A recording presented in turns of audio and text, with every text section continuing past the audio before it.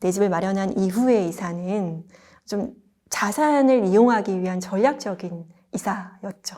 제가 뭐 저를 위해서 크게 막 선물을 해주는 거 없었던 것 같은데 가장 기억에 남는 게 차를 일시불로 샀어요.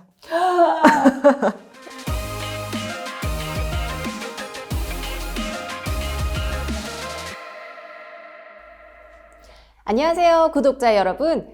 이 시대를 대표하는 다양한 분들을 만나 돈에 대해 이야기해보는 시간 하나토크TV 돈을 말하다 하나 MC 김명지입니다.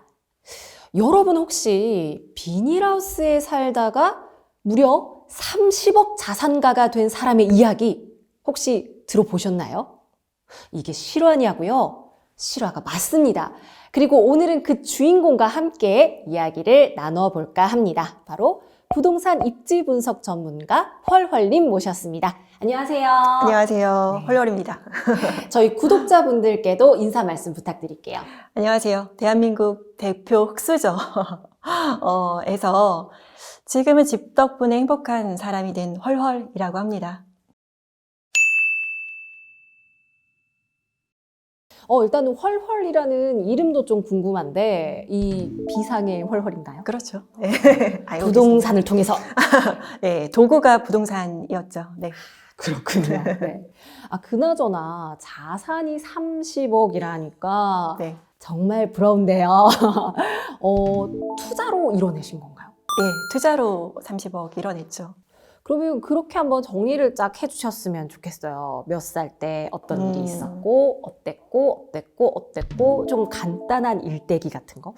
부모님이 부산에서 사업을 하셨어요. 제가 태어났을 때. 예, 그래서 신발 공장 하셨는데, 예, 화끈하게 예, 망하시고, 그래서 이제 도망치듯이 쫓기듯이 서울로 왔는데, 서울의 어떤 단칸방이었고, 그러다가 이제 이사를 온 것이 비닐하우스였어요. 그래서 비닐하우스에서 살다 보니까 좀 불편한 것들이 많았어요. 일단 화장실이 저기 밖에 흙바닥을 파서 이를 보는, 그리고 덮었어요. 그런 곳이었어요. 근데 사춘기 때. 사춘기 소녀한테 너무 가혹하다, 진짜로. 맞아요. 그 정말 힘들었던 게 화장실이었어요. 그래서 새벽에 화장실 가고 싶잖아요. 그러면은 저녁부터 물을 안 마셔요. 왜냐면은 한겨울에는 자다가 일어나서 화장실 가면 잠이 확 깨버려요. 그래서 물을 안 마시고 새벽에 가급적 화장실 가지 않도록 하고요. 여름에 특히 화장실 가는 게 굉장히 곤욕이었어요. 네.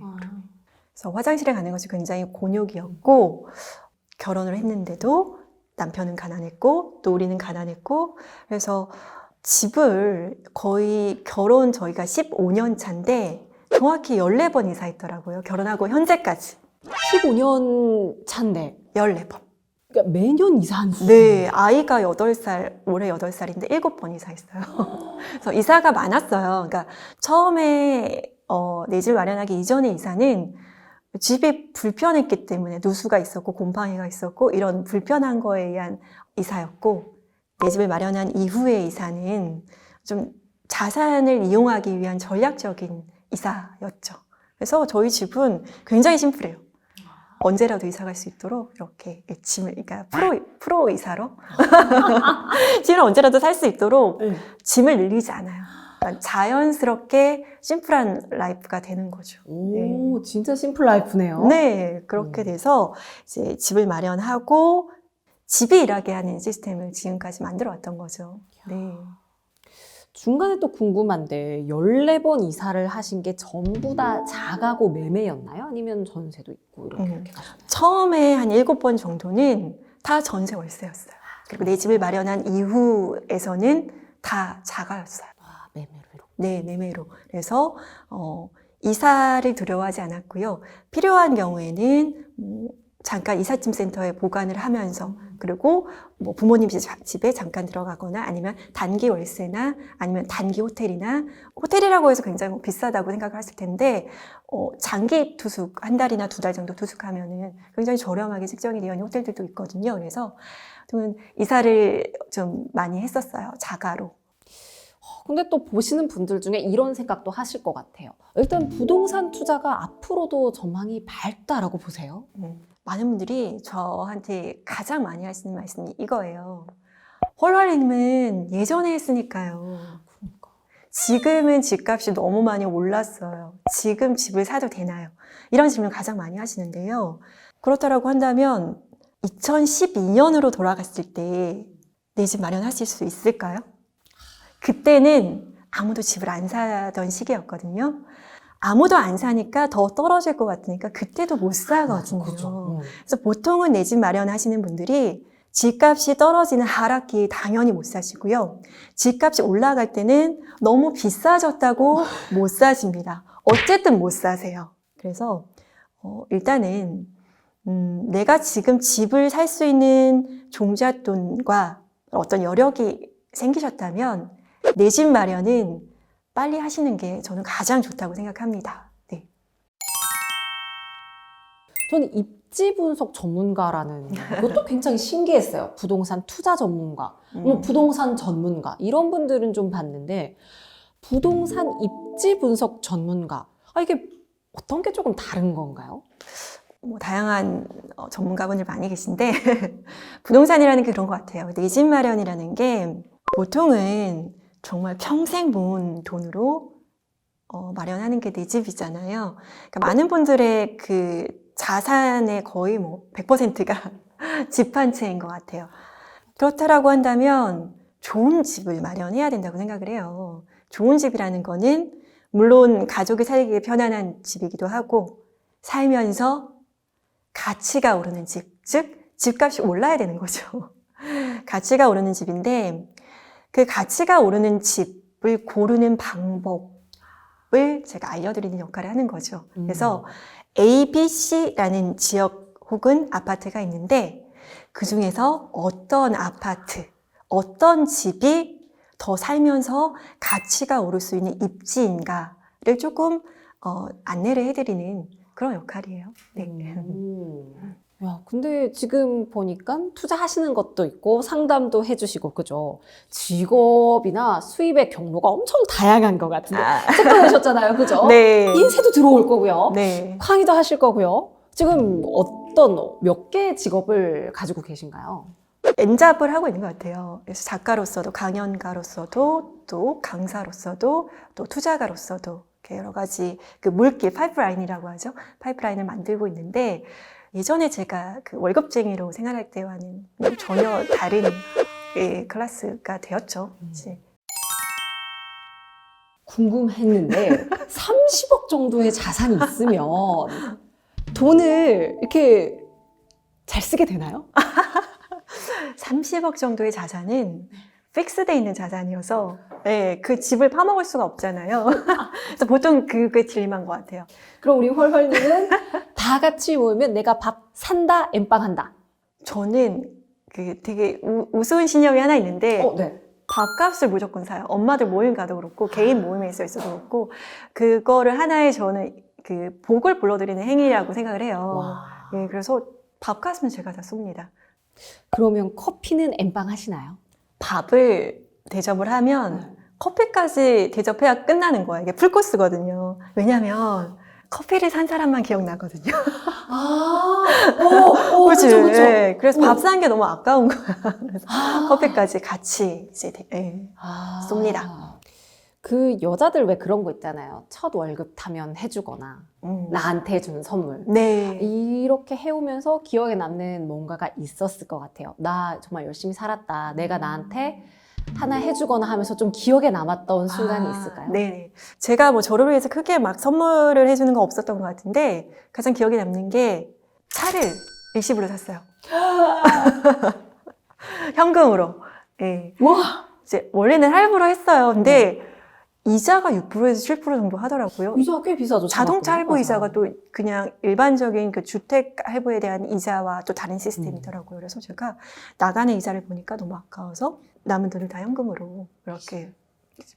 그래서 차에 대해서 제가 굉장히 드릴 말씀이 많은데. 이거 한편 나오겠네요. 네. 많은데 그런 것 같아요. 보통은 많은 분들이 이 차를 살까 말까라고 고민하시잖아요. 고민이 되신다면 그 차를 안 사는 게 맞아요. 내가 감당할 수 없는 차인 거거든요. 네. 그래서 그 자산의 볼륨을 늘리기 전에는 허세를 부리지 않았으면 좋겠어요. 집은 나와 내 가족의 자산을 늘리기 위해서 일해주는 고마운 어떤 자산을 불려주는 존재고요. 차는 자산을 깎아먹는 존재입니다. 그러면 부동산 외에 또 어떤 것들을 하고 계신지. 네. 부동산을 하고 이제 투자 트렌드라는 걸 좀 알고 싶어서 여기저기 뭐 공부를 많이 했어요. 사실 주식을 한 2018년부터 시작을 했어요. 그래서 엄청나게 손해를 봤죠. 아, 손해요? 네, 손해도 그런데 지금은 이제 마음 편하고 또 가장 또 열심히 일하는 자산이 부동산인 것 같아요. 네. 네. 그러면 부동산 투자는 언제까지 하실 생각이세요? 목표가 있을까요? 이쯤 되면 이제 그만하고 조금 쉬어야지라거나 아니면은 나는 그냥 계속 할 것 같다거나. 부동산 투자를 언제까지 하실 거냐고 물으시는 분들이 가끔 계세요. 근데 그거는 마치 그거 같아요. 뭐 언제까지 식사하실 거예요? 그러니까 부동산이라는 것이 처음 입문하기 굉장히 힘들지 어느 정도 이 부동산이라는 지식을 습득한 이후에는 굉장히 공기처럼 자연스러운 거가 되거든요. 결국은 그래요. 이 자본주의 하에서 내가 일하는 근로소득이 결코 집이나 건물 혹은 그 외의 기타 현물 자산이라는 자본소득을 따라갈 수가 없다라는 것은 불변의 진리이거든요. 그래서 결국은 내가 열심히 일하는 것은 운이 좋아야지 내가 계속 일할 수 있는 건데 내 노동 자산, 노동 소득이 끊어지면 결국은 자본이 일해야 되는 거거든요. 결국은 저는 이제 파이어족이에요. 저는 이제 50대에는 일을 안 할 거예요. 여행을 다닐 건데 그때는 이제 자본이 혼자 일해야 되는 거잖아요. 그래서 숨 쉬는 동안 그냥 편안하게 자연스럽게 그러니까 부동산을 항상 평생 함께 하지 않을까, 투자를 함께 하지 않을까 싶습니다. 네. 앞으로의 인생의 목표나 꿈은 또 조금 다른 얘기일 수 있을 것 같아요. 어떠신가요? 앞으로의 목표는 일단 일을 안 하는 것. 최고다. 네, 편안하게 이제 노동하는 것에서 좀 벗어나서 물론 지금도 생계를 위한 노동은 아니고 이 일조차도 이제 50대가 되면 하지 않고 싶어요. 네. 그래서 첫 번째는 일을 하지 않는 것. 네. 그리고 두 번째는 좀 큰 목표이긴 한데 대한민국에서 좀 집 때문에 힘들어하지 않을 수 있도록 조금 좀 자연스럽게 일생에 있어서 내 집을 마련하는 일이 좀 편안하고 내 집을 마련하려고 마음을 먹었다면 대출이라는 걸 이용해서 평생을 갚아 나가면서 편안하게 마련할 수 있는 이런 시스템을 마련할 수 있도록 좀 정책적으로 좀 자문을 좀 하는 일을 하고 싶어요. 네. 그래서 지금 집 때문에 많이 이혼하시거든요. 그렇죠. 네. 그래서 가정에서 부동산 문제가 굉장히 심각하게 저는 다가오고 있거든요. 그래서 온 국민이 집 덕분에 좀 행복했으면 좋겠습니다. 네. 국회로 약간 이런 느낌인데 뭔가 이렇게 얘기를 하다 보니까 처음에는 부동산 입지 분석 전문가 이렇게 소개를 해드렸는데 얘기를 하고 나니까 부동산 행복 전문가 이런 느낌인 것 같아요. 좋은 말인데요. 입지 분석을 해주는 게 아니라 부동산을 통해서 행복할 수 있도록 해주는 사람이라는 느낌이 좀 드는 것 같습니다. 그럼 저희의 공식 질문을 마지막으로 드리도록 하겠습니다. 헐헐님에게 돈이란? 돈이란 힘인 것 같아요. 파워. 가족과 건강과 자유를 지켜주는 힘. 자유가 굉장히 중요한 것 같아요. 그렇죠. 내가 하기 싫은 일을 하지 않을 수 있는 자유. 네, 50대 은퇴하기 위한. 알겠습니다. 오늘 긴 시간 좋은 말씀 고맙습니다. 감사합니다. 네. 지금까지 부동산 입지 분석 전문가 헐헐님과 돈에 대해서 이야기를 나눠봤습니다. 그럼 저희는 다음 시간에 또 만나요. 안녕!